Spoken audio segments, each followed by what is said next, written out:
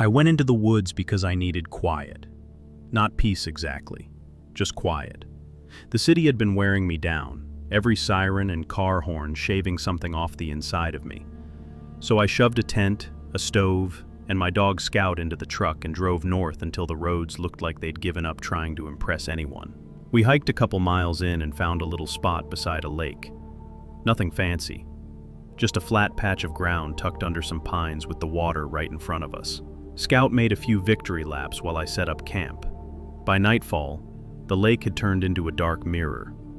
I cooked dinner, shared some scraps with Scout, and we settled in. The forest sounds were steady and calm. Crickets, water lapping, the occasional splash somewhere out on the lake.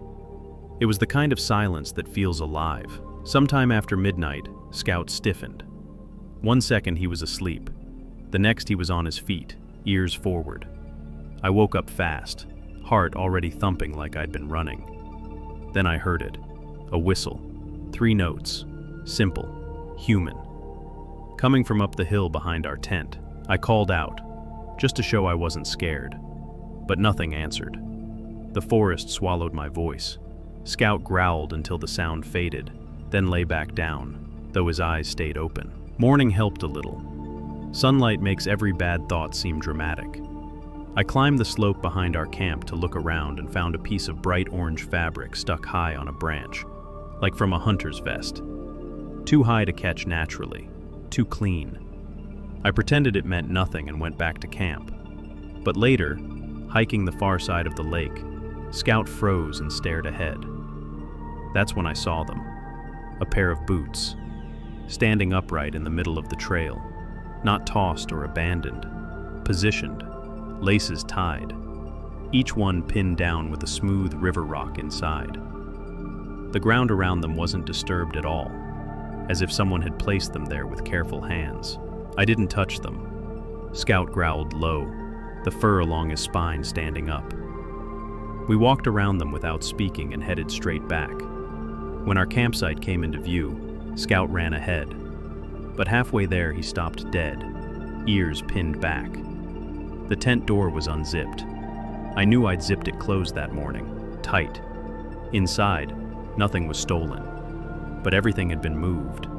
My sleeping bag was folded open, my headlamp set neatly on top. My paperback stood upright like someone had been reading it and wanted to keep the page. A pine cone had been placed in front of it like a little marker, and on my jacket lay another orange scrap, same size as the one on the branch. My stomach dropped. This wasn't random. This wasn't wind. Someone had been inside our tent, touching our things, arranging them, watching. I almost packed up right then. But the idea of tearing the tent down in a hurry made me feel even more exposed. I convinced myself to stay until dawn.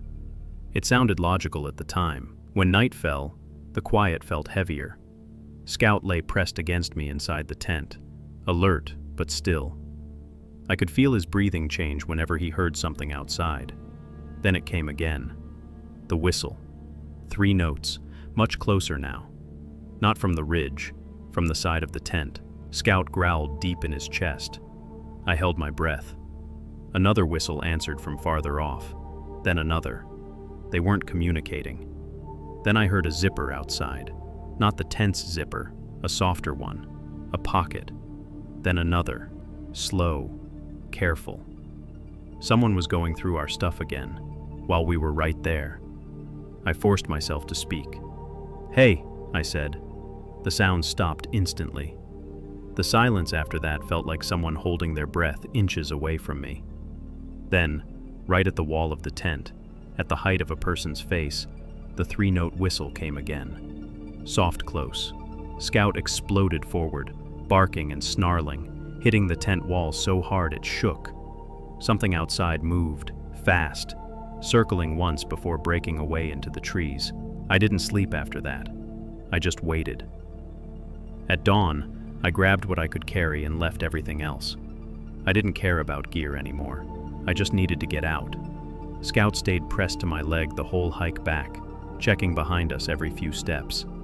We were almost to the truck when the sound drifted through the trees again. 3 notes, same pitch, same speed, same voice. I didn't look back. I just ran. Some nights, when the world gets too quiet, I am reminded of that night. Psalm 23, verse 4. Even though I walk through the darkest valley, I will fear no evil, for you are with me. Your rod and your staff, they comfort me.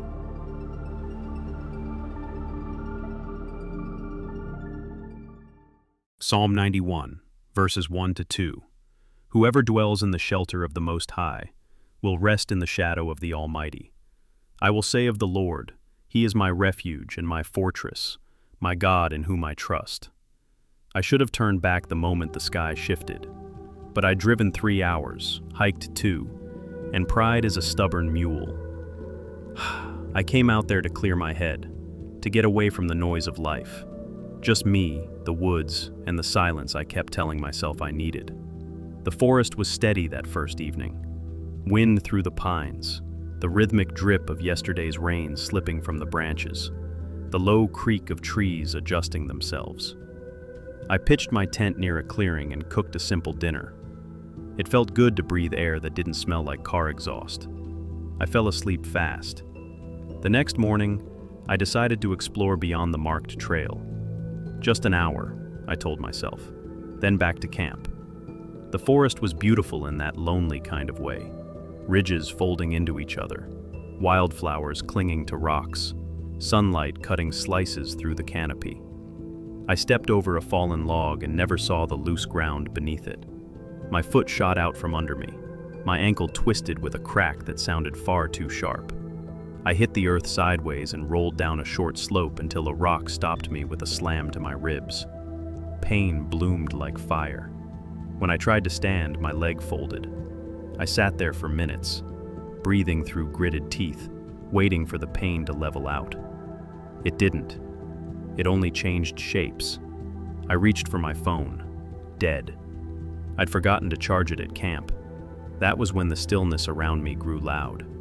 No footsteps, no voices, no trail markers, no chance of someone wandering by. The forest wasn't peaceful anymore. It felt like a place that didn't care if I stayed or disappeared. I tried crawling.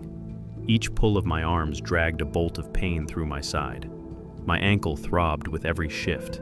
Sweat rolled into my eyes. The distance back to camp felt impossible. I wasn't even sure I was moving in the right direction. The trees all looked the same when fear started pushing shadows into them. Hours passed. At least it felt like hours.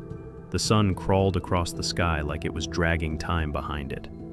At one point, I stopped and closed my eyes, pressing my forehead to the ground just to cool the panic burning through me. That was when I prayed. Not one of those polished prayers you hear in church, just a cracked whisper leaving a cracked mouth. God, please. I don't know what to do. The forest stayed quiet. No miracle, no voice, just the wind passing through like it didn't hear me. My arms trembled. My breath kept hitching. I felt my body shivering even though the air wasn't cold. It was the exhaustion kind of shiver, the kind that warns you the tank is empty. Please, I whispered again. Then the world began to tilt. The trees leaned. The sky stretched. My fingers went numb. I felt the ground sway under me and knew I was going under. The last thing I remember is the taste of dirt and the strange comfort of letting go. I woke up to beeping, soft, steady, mechanical, a rhythm humans make when they're trying to keep someone alive. When I opened my eyes, I saw a white ceiling and fluorescent lights. My throat felt dry enough to crack. A nurse leaned over me, relief washing across her face. "You're awake," she said. "You're very lucky. A hiker spotted your tent and saw your gear still there the next day. Search and rescue found you unconscious near a ridge." I tried speaking, but all I managed was a rasp. My ankle was wrapped, my ribs were bandaged, and my body felt like it had been stitched back together out of borrowed pieces. Later, when I was alone, I stared up at the ceiling and replayed everything. The fall, the crawling, the panic, the prayer whispered into uncaring trees. And then I remembered something just before I'd passed out. A feeling of warmth spreading down my spine. Not heat from the sun, not adrenaline. Warmth, like a hand on my back. Help was already on its way when I thought I was alone. I said to myself, "Phew, thank God," after I tried to make sense of everything.